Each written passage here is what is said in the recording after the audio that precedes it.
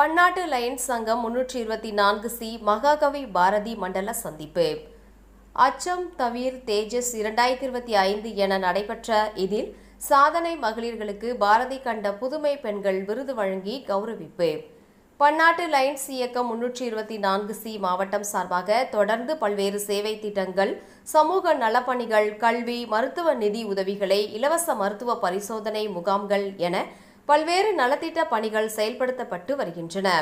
இந்நிலையில் தமிழ் கவிஞர் மகாகவி பாரதியை போற்றும் விதமாக அச்சம் தவிர் தேஜஸ் 2025 என்னும் மகாகவி பாரதி மண்டல சந்திப்பு நிகழ்ச்சி சுந்தராபுரம் லிண்டாஸ் கார்டன் அரங்கில் நடைபெற்றது.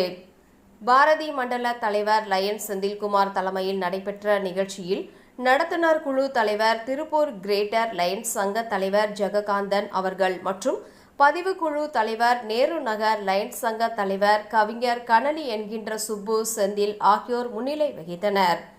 விழாவில் முதன்மை விருந்தினராக மாவட்ட ஆளுநர் நித்யானந்தம், பேரா தேசிய தலைவர் ஹென்றி, தேசிய பொதுச் செயலாளர் நேரு நகர் நந்து ஆகியோர் கலந்து கொண்டனர்.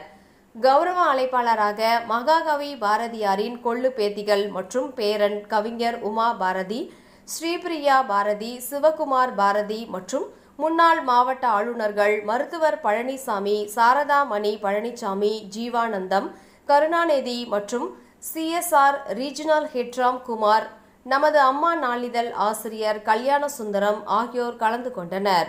விழாவில் சேவை திட்டங்களை ஆளுநர் ராஜசேகர், முதலாம் துணை ஆளுநர் செல்வராஜ் ஆகியோர் துவக்கி வைத்தனர். வட்டார தலைவர்கள் மோகன் ராஜ், ஸ்ரீதர், திவாகர், வெங்கடேஸ்வரன் ஆகியோர் ஒருங்கிணைத்தனர்.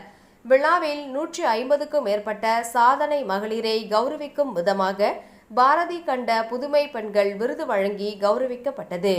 மேலும் சமூக பணிகளில் தங்களை அர்ப்பணித்து செயல்பட்டு வருபவர்களுக்கு சிறந்த சேவைக்கான விருது, சிறந்த பேராசிரியர் விருது வழங்கப்பட்டது. நிகழ்ச்சியில் 18 சங்கங்களின் சேவைகளை பாராட்டி விருதுகள் வழங்கப்பட்டன.